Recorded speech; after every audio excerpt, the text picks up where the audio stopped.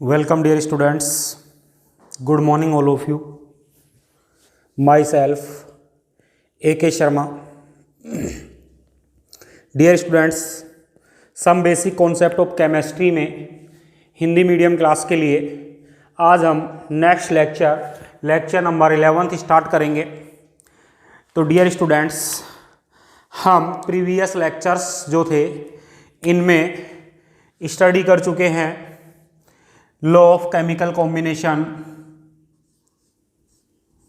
रासायनिक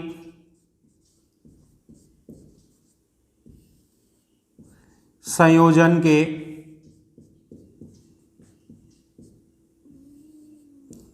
नियम। इसमें हमने जो नियम पढ़े हैं वो नियम हमारे पास फर्स्ट नियम था द्रव्यमान संरक्षण का नियम। ठीक है, हमने फर्स्ट नियम पढ़ा डियर स्टूडेंट्स, द्रव्यमान संरक्षण का नियम। Dear students, law of conservation of mass, द्रव्यमान संरक्षण का नियम। इस नियम का प्रतिपादन जो था ये किया था आंतोएव लाउसिए ने। इस नियम का प्रतिपादन किसने किया था? आंतोएव लाउसिए ने, जिसे हम फादर ऑफ केमिस्ट्री भी कहते हैं।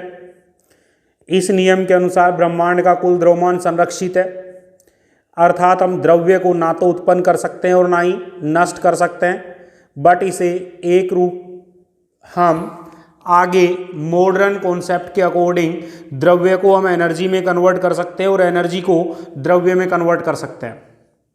ठीक है, हम किसी भी फिजिकल और केमिकल चेंज में देखें, भौतिक और रासायनिक परिवर्तन में देखें, तो भौतिक और रासायनिक परिवर्तन में प्रारंभ का कुल द्रव्यमान जो होता है लास्ट के कुल द्रव्यमान के बराबर होता है। यानी कि हम किसी रासायनिक अभिक्रिया की बात करें तो अभिक्रिया से पहले जो क्रियाकारकों का द्रव्यमान होगा यही द्रव्यमान आएगा अभिक्रिया के बाद में उत्पादों के द्रव्यमान के। ठीक है, फिर हमने कहा था आइंस्टीन नामक एक वैज्ञानिक है जिसने क्या किया, द्रव्यमान संरक्षण और ऊर्जा संरक्षण को मिला करके एक समीकरण व्यक्त की जो इस द्रव्यमान संरक्षण अथवा हम कहें ऊर्जा संरक्षण नियम का मॉडर्न रूप है, आधुनिक रूप है, और आइंस्टीन ऊर्जा समीकरण E बराबर mc²। क्लियर? मैंने आपसे कहा था किसी भी क्वेश्चन में केवल एक रिएक्शन देता है हमें, तब हम समझ जाएंगे कि ये द्रव्यमान संरक्षण के नियम की बात कर रहा है। ठीक है, सेकंड नियम डियर स्टूडेंट्स, सेकंड नियम हमारे पास आता है नंबर सेकंड नियम हमारे पास है स्थिर संगठन का नियम या निश्चित अनुपात का नियम। इस नियम का प्रतिपादन किया था जोसेफ प्राउस्ट ने। इस नियम के अकॉर्डिंग हम कहते हैं कि किसी भी यौगिक को किसी भी विधि से बनाएं और कहीं पर भी बनाएं, इसमें जो अवयवी कण हैं, अवयवी पार्टिकल हैं, इनके द्रव्यमान का अनुपात हमेशा एक सरल अनुपात में होता है। यानी यौगिक जो है, इस यौगिक का संगठन जो है, कंपोजिशन जो है, ये डेफिनेट रहेगा, उसमें कोई परिवर्तन नहीं होगा। ठीक है, फिर मैंने आपसे कहा था कि अलग अलग अभिक्रियाएं दे दी जाए और उन सभी अभिक्रियाओं में बनने वाला प्रोडक्ट सेम है, उत्पाद सेम है, तब हम कहेंगे कि ये हमसे स्थिर संगठन के नियम की बात कर रहा है।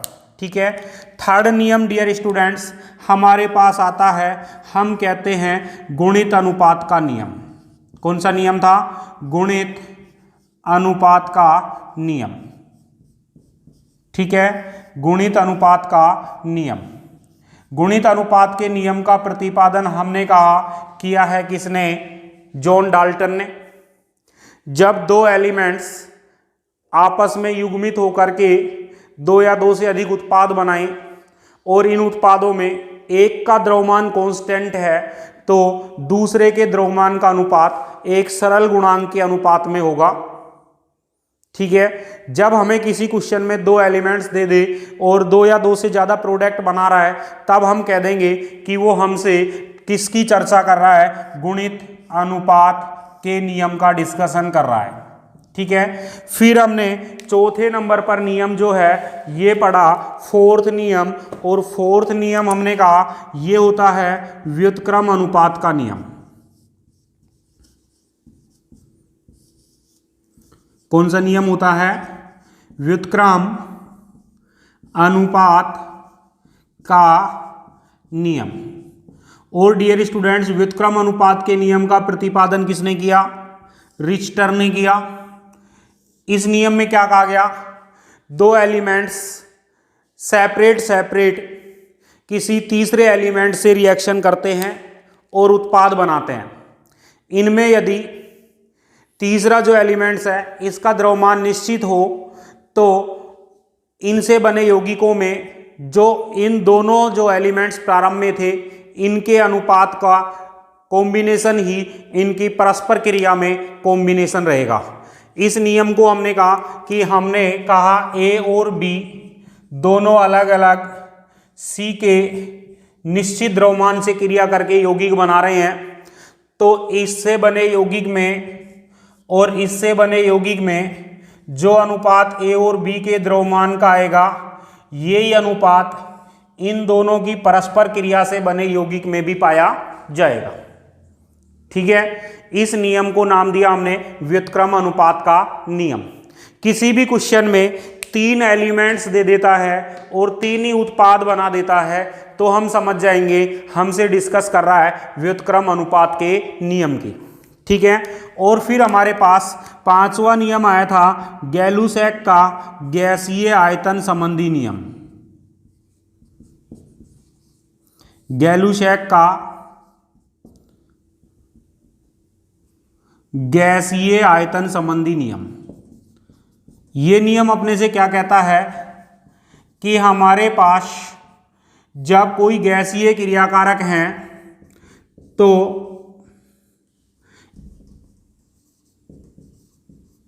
इन गैसीय क्रियाकारकों में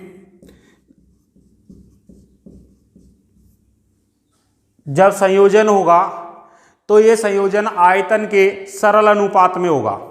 क्योंकि देखो गैसीय आयतन यानी कि गैसें आयतन के सरल अनुपात में संयोग करेंगी और फिर जो उत्पाद यदि गैसीय बनता है तो उसका आयतन भी एक सरल अनुपात में रहेगा। नीट 2019 में यहाँ से क्वेश्चन पूछा गया था N2 + 3H2 की रिएक्शंस में अमोनिया का निर्माण हो रहा है, 2NH3 का निर्माण हो रहा है। क्वेश्चन था 10 ml नाइट्रोजन की अभिक्रिया हाइड्रोजन के कितने ml से की जाए कि हमें 20 ml अमोनिया का निर्माण हो जाए। तो देखो नाइट्रोजन गैस और हाइड्रोजन गैस के और प्राप्त होने वाली अमोनिया गैस का अनुपात क्या होना चाहिए? इसका एक आयतन तो इसके 3 आयतन और इसके 2 आयतन हमें प्राप्त होंगे। जब इसका एक आयतन भाग लेता है तो इसके 3 आयतन भाग लेंगे और इसके 2 आयतन हमें प्राप्त होंगे। जब इसका 10 ml पार्टिसिपेट कर रहा है, 10 ml रिएक्शंस में भाग ले रहा है, तब हम कहेंगे डियर स्टूडेंट्स इसका 30 ml रिएक्शंस में भाग लेगा और अमोनिया के 20 ml हमें प्राप्त होंगे। क्लियर? फिर डियर स्टूडेंट्स हमने कहा नेक्स्ट नियम हमारे पास जो आता है ये आता है नंबर 6 पर। हमने कहा अवोगाद्रो परिकल्पना। ठीक है, अवोगाद्रो परिकल्पना। नंबर 6 पर आता है अवोगाद्रो परिकल्पना। ठीक है, अवोगाद्रो परिकल्पना में हमने डिस्कस किया इससे पहले बर्जीलियस को। किसको डिस्कस किया? बर्जीलियस को।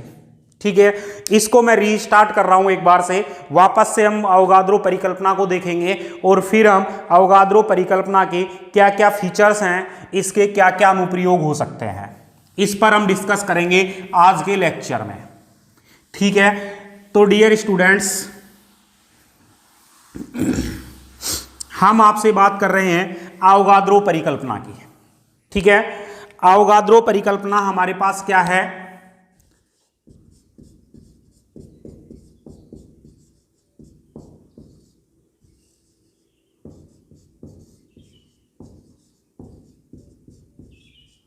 अवोगाद्रो परिकल्पना डियर स्टूडेंट्स, अवोगाद्रो से पहले मैंने आपसे डिस्कस किया बर्जीलियस को।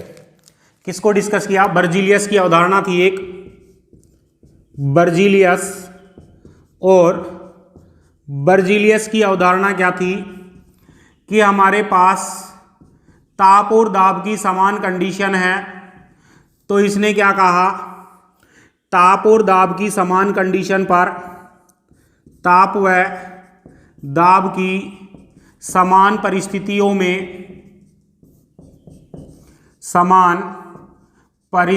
में ताप और दाब की समान परिस्थितियों में गैसों के समान आयतन में परमाणुओं की संख्या समान होती है। किसकी संख्या? परमाणुओं की संख्या समान होती है। ठीक है।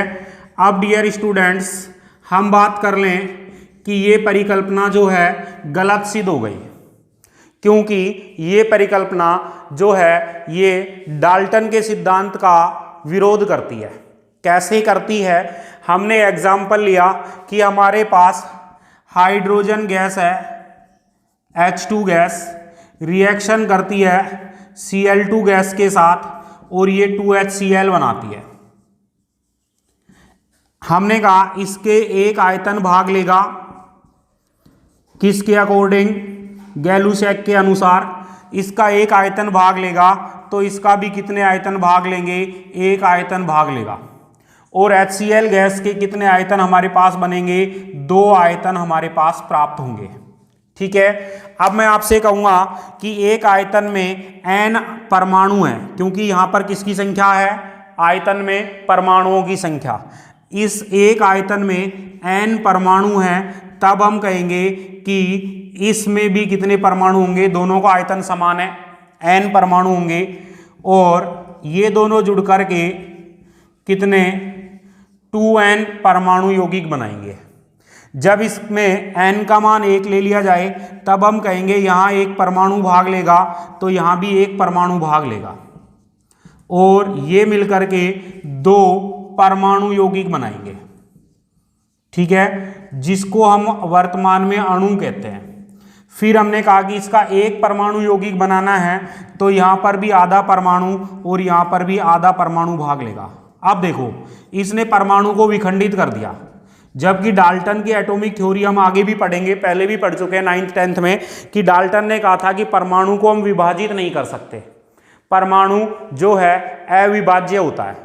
ठीक है, इसका मतलब है ये हाइपोथेसिस जो है कि इसकी बर्जीलियस की, ये गलत हो गई। ठीक है, इस बर्जीलियस की हाइपोथेसिस को आगे बढ़ाया किसने? अवोगाद्रो ने।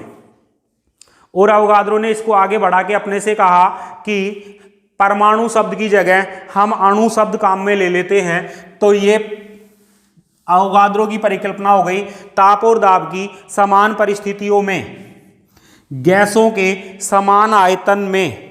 और इसने क्या शब्द जोड़ा? अणुओं की संख्या समान होती है। किसकी संख्या समान होती है? अणुओं की संख्या समान होती है।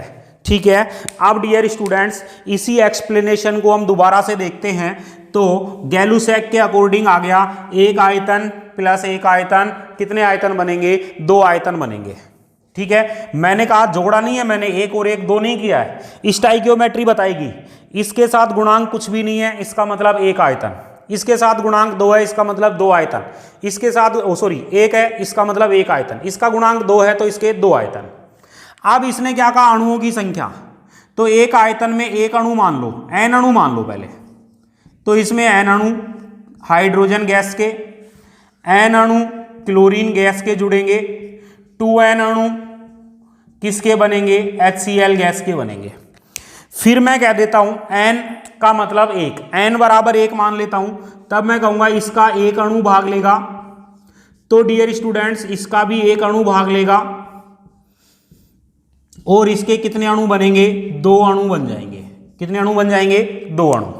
हमें इसका एक अणु प्राप्त करना है, तो एक अणु प्राप्त करने के लिए मैं आपसे कहूंगा इसका 1/2 अणु भाग लेगा, और इसका भी 1/2 अणु भाग लेगा। अब देखो, इसके आधे अणु में कितने परमाणु हैं? तो हाइड्रोजन के एक अणु में 2 परमाणु हैं, तो आधे अणु में परमाणुओं की संख्या कितनी हो जाएगी? 1 परमाणु। कितने परमाणु हो जाएंगे? 1 परमाणु हो जाएगा। क्लोरीन में भी देखो 2 परमाणु हैं एक अणु में, तो इसका मतलब है यहां भी कितने परमाणु हो जाएंगे? आधे अणु में 1 परमाणु हो जाएगा। ये आपस में मिलकर के एक अणु बनाएंगे, किसका? HCl का। ठीक है, अब HCl के अणु को देखो। HCl के अणु में 1 परमाणु हाइड्रोजन और 1 परमाणु क्लोरीन भाग ले रहा है। ठीक है, इसका मतलब है अवोगाद्रो परिकल्पना सही सिद्ध हो गई। ठीक है, अब अवोगाद्रो परिकल्पना जो है, इसके साइलेंट फीचर्स क्या क्या हैं? ठीक है, अवोगाद्रो परिकल्पना जो है, इसके साइलेंट फीचर्स क्या क्या हैं? हम अवोगाद्रो परिकल्पना के आधार पर क्या क्या आकलन कर सकते हैं? ठीक है, तो अब मैं कहता हूं अवोगाद्रो परिकल्पना के अनुप्रयोग। यहां तक जो हमने अभी 10-12 मिनट पढ़ा है, ये हम पहले भी कर चुके हैं, लेकिन अनुप्रयोग को समझाने के लिए मुझे वापस से एक बार रिकॉल करना पड़ा पिछले टॉपिक को। तो डियर स्टूडेंट्स, हम अवोगाद्रो परिकल्पना के अनुप्रयोग की चर्चा करेंगे। देखो, इसके अनुप्रयोग में सबसे पहले मैं कह सकता हूं कि ये जो है, ये हमें परमाणु और अणु दोनों में अंतर को बताती है। दोनों में क्या बताती है? अंतर को व्यक्त करती है। यानी कि परमाणु और अणु दोनों सेम नहीं होते, दोनों में क्या होता है? अंतर होता है। दूसरा पॉइंट मैं आपसे कह सकता हूं कि ये जो है गैसीय तत्वों के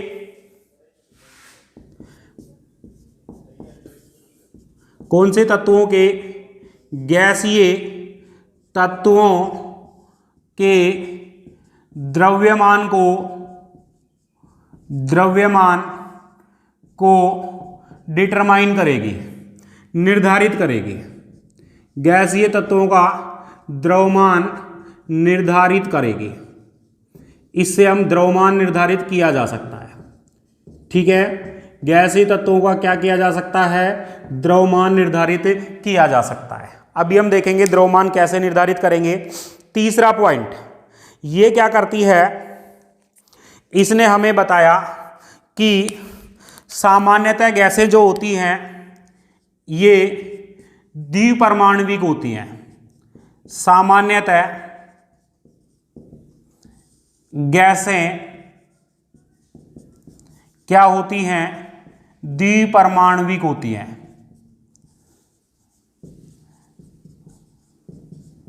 जैसे मैं बात कर लूं, एग्जाम्पल लिया मैंने, हाइड्रोजन को हम लिखते हैं H2 गैस।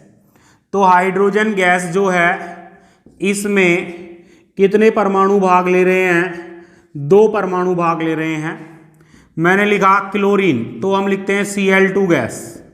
मैंने लिखा नाइट्रोजन, हम लिखते हैं N2 गैस। मैंने लिखा ऑक्सीजन, तो हम बोलते हैं O2 गैस। तो अधिकांश गैसों में जो परमाणु होते हैं, एक अणु में 2 परमाणु होते हैं। यानी कि अधिकांश गैसें कैसी होती हैं? द्विपरमाणविक होती हैं। फिर इसने चौथा पॉइंट हमसे कहा कि हमारे पास वाष्प घनत्व जो होता है, वेपर डेंसिटी, और गैस के मोलर द्रव्यमान को ये व्यक्त करती है। यानी कि गैस के वाष्प घनत्व व मोलर द्रव्यमान में संबंध को व्यक्त करती है।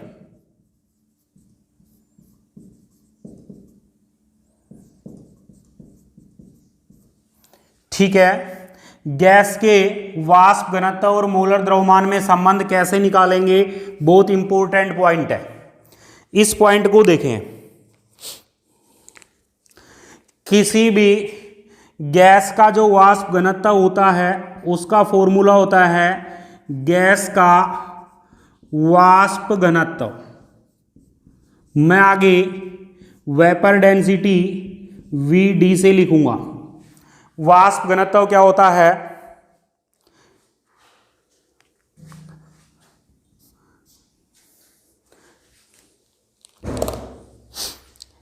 किसी गैस के जिस गैस का वाष्प घनत्व निकाल रहे हैं, गैस के निश्चित आयतन का द्रव्यमान, निश्चित आयतन का द्रव्यमान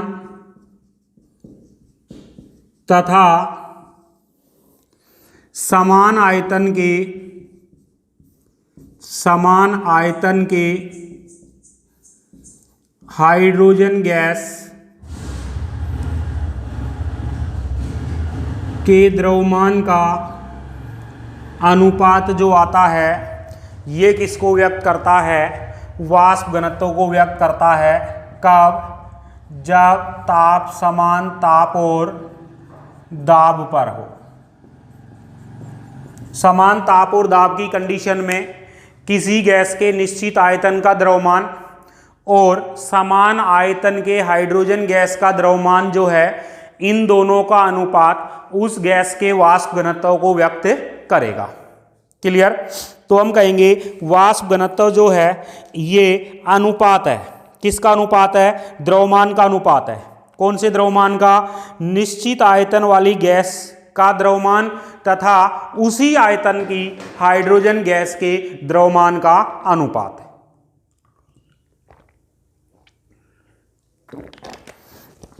क्लियर? अब मैं कह देता हूं दोनों का समान है, तब मैं कहूंगा कि समान आयतन में, अवोगाद्रो ने क्या कहा था? अणुओं की संख्या समान है, तो मैं समान आयतन में दोनों में अणु n मान लेता हूं। तब मैं कहूंगा गैस के n अणुओं का द्रव्यमान बटे में हाइड्रोजन गैस के n अणुओं का द्रव्यमान।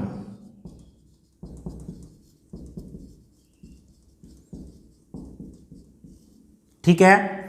अब मैं आपसे कह सकता हूं वेपर डेंसिटी बराबर, मैं n का मान 1 ले लेता हूं, तब मैं आपसे कहूंगा गैस के एक अणु का द्रव्यमान बटे में हाइड्रोजन गैस के एक अणु का द्रव्यमान। ठीक है? इन दोनों का अनुपात किसको व्यक्त करेगा? गैस के वाष्प घनत्व को व्यक्त करेगा। अब डियर स्टूडेंट्स, मैं आपसे बात कर लूं कि हमारे पास जो गैस है, मेरे पास वेपर डेंसिटी आ जाएगी। वेपर डेंसिटी बराबर गैस के एक अणु का द्रव्यमान। तो गैस के एक अणु के द्रव्यमान को हम कहेंगे मोलेक्युलर मास, आणविक द्रव्यमान। ठीक है? कौन सा द्रव्यमान कहेंगे? आणविक द्रव्यमान बटे में हाइड्रोजन के एक अणु का द्रव्यमान। तो हाइड्रोजन के एक अणु का द्रव्यमान, हाइड्रोजन के एक अणु में कितने परमाणु हैं? 2 परमाणु हैं। हाइड्रोजन के एक परमाणु का द्रव्यमान 1 होता है, तो 2 परमाणुओं के द्रव्यमान कितना हो जाएगा? 2 हो जाएगा। यानी कि मैं कह सकता हूं 2 गुणा हाइड्रोजन के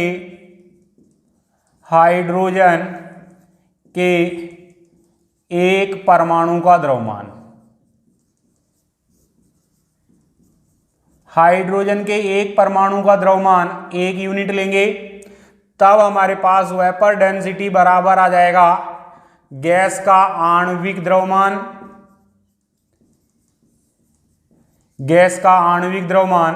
अपॉन 2 गुणा 1।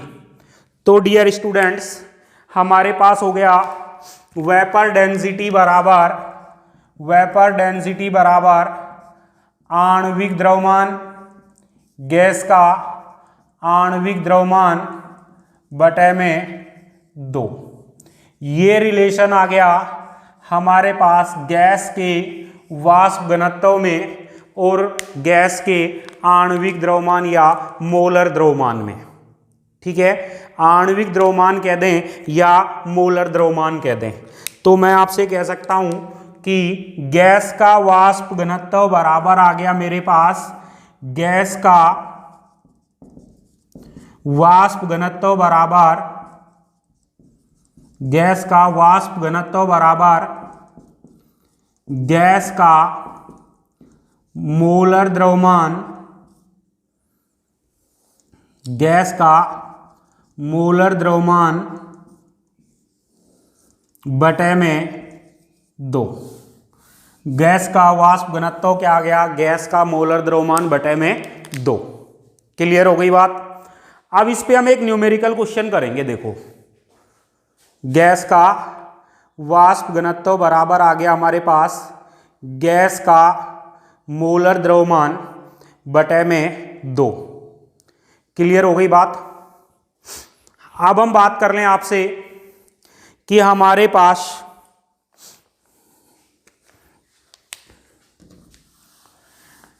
मैं एक क्वेश्चन देता हूं, बहुत इंपॉर्टेंट क्वेश्चन।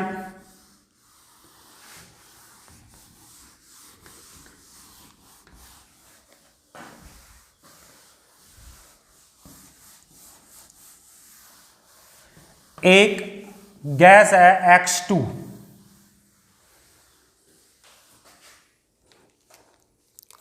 क्वेश्चन लिया मैंने, एक गैस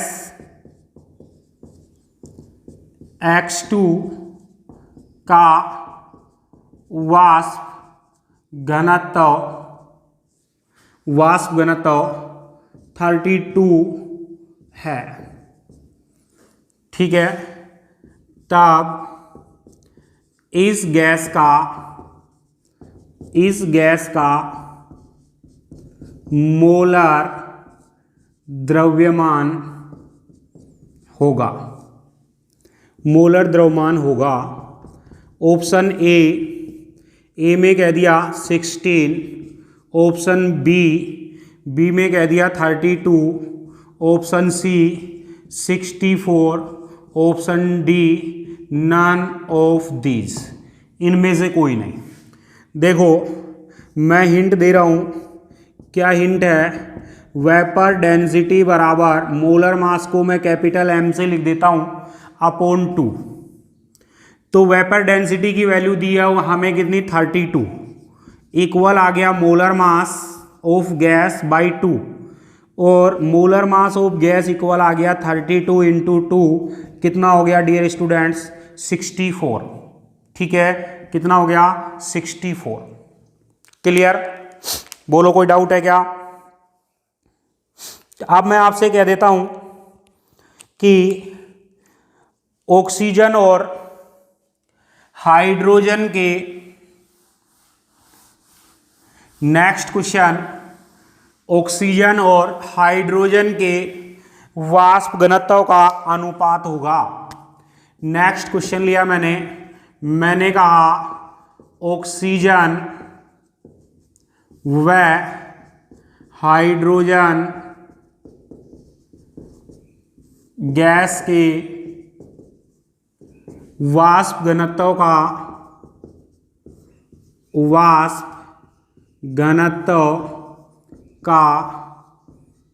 अनुपात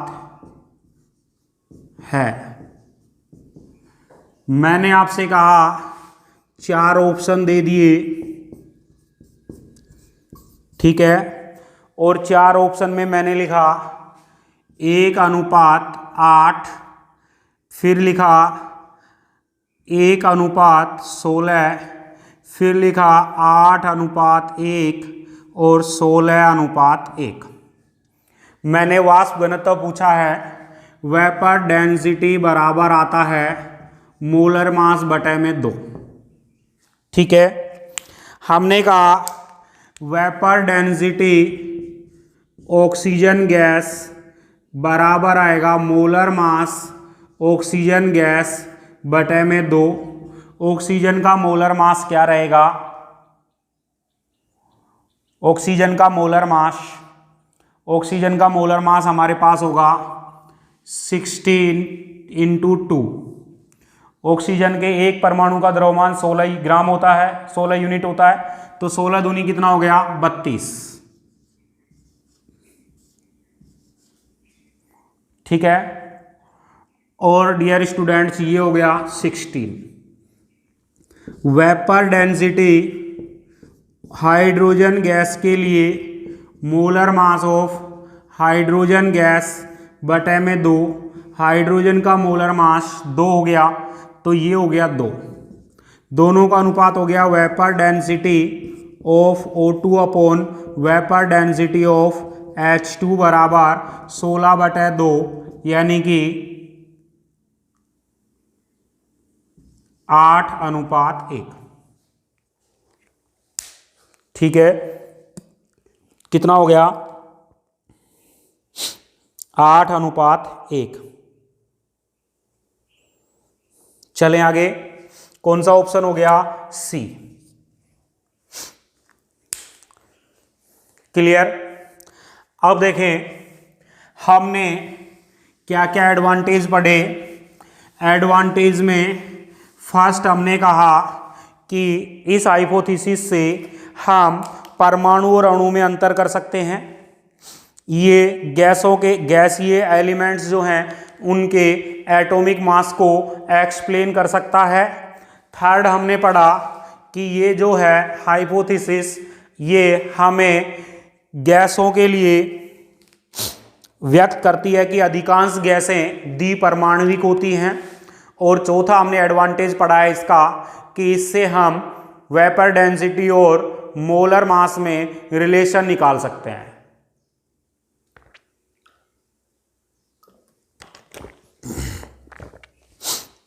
ठीक है, अब हमारे पास इसका पांचवा एडवांटेज आता है। पांचवा एडवांटेज क्या आता है? हम इसके आधार पर गैस का मोलर आयतन ज्ञात कर सकते हैं। मोलर आयतन का मतलब हो गया 1 मोल गैस का आयतन। मोलर आयतन का मतलब क्या हो गया? 1 मोल गैस का आयतन ज्ञात कर सकते हैं। और डियर स्टूडेंट्स, एनटीपी पर 1 मोल गैस का आयतन, 1 मोल गैस का आयतन जो आता है ये आता है 22.4 लीटर या 22,400 ml। इसका मतलब हो गया, मैं कह दूं 1 मोल हाइड्रोजन गैस है, या मेरे पास 1 मोल ऑक्सीजन गैस है, या मेरे पास 1 मोल नाइट्रोजन गैस है, या मेरे पास 1 मोल मीथेन गैस है, CH4 गैस है। इन सभी का आयतन एनटीपी पर हमेशा फिक्स रहेगा और ये रहेगा 22.4 लीटर। कितने लीटर रहेगा? 22.4 लीटर। ठीक है, 22.4 लीटर कैसे रहेगा? तो इसको हम कैसे डिटरमाइन करेंगे, कैसे निकालेंगे? तो हमारे पास आया वेपर डेंसिटी बराबर, ठीक है, तो हम कैलकुलेट करेंगे। हमारे पास होता है वेपर डेंसिटी बराबर गैस के एक अणु का द्रव्यमान बटे में हाइड्रोजन के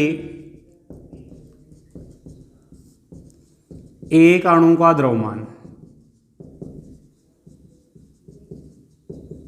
ठीक है, गैस के एक अणु के द्रव्यमान को हम कहते हैं मोलर द्रव्यमान। तो एक अणु के द्रव्यमान की जगह मैं कह सकता हूं मोलर द्रव्यमान। ठीक है, तो यहां पर हमारे पास वेपर डेंसिटी बराबर आ गया गैस के एक अणु में 1 ml मान लेता हूं मैं, तो मैं कह दूंगा गैस के 1 ml आयतन का द्रव्यमान बटे में हाइड्रोजन के 1 ml, क्योंकि इसके एक अणु को 1 ml माना है, तब हम कहेंगे इसके भी एक अणु को क्या मान लेते हैं 1 ml, तो 1 ml का द्रव्यमान। कंडीशन क्या है, एनटीपी या एसटीपी पर, ठीक है, एनटीपी या एसटीपी पर। तो वेपर डेंसिटी बराबर गैस के 1 ml आयतन का द्रव्यमान, तो हम कह देंगे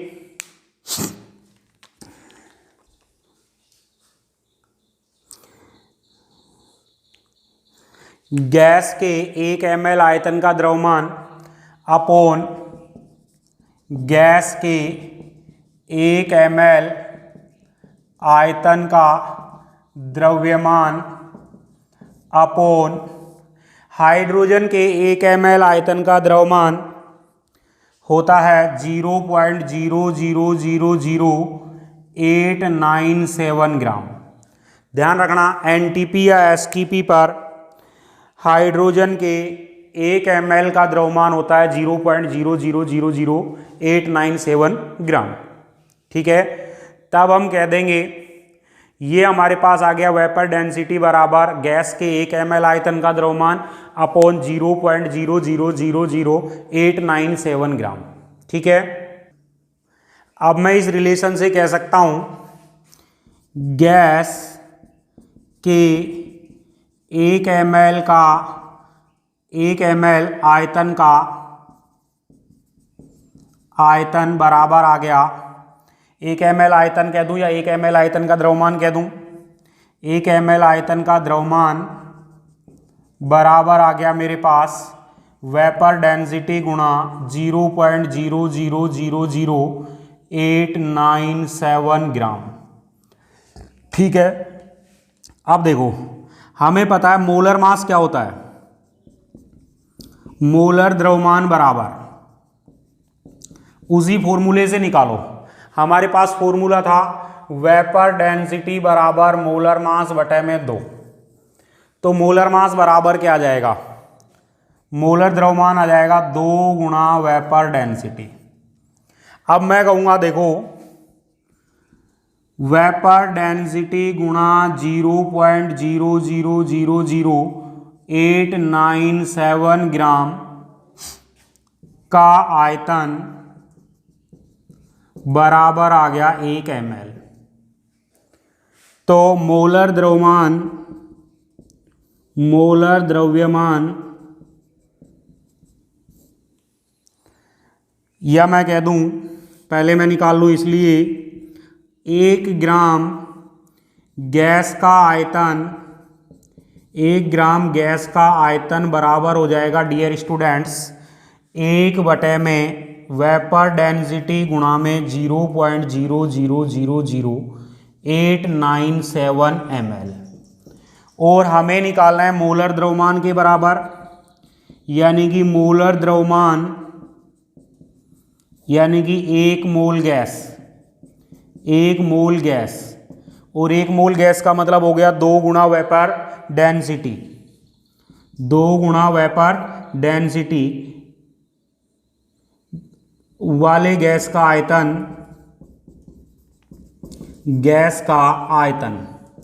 आयतन हमारे पास क्या आएगा 1 बटे में वेपर डेंसिटी गुणा में 0.0000897 गुणा में 2 गुणा वेपर डेंसिटी। वेपर डेंसिटी से वेपर डेंसिटी कैंसिल हो जाएगी, इसको डिवाइड करोगे तब आएगा 22,400 ml। कितना ml आएगा 22,400 ml। कितने ml आएगा 22,400 ml, ठीक है।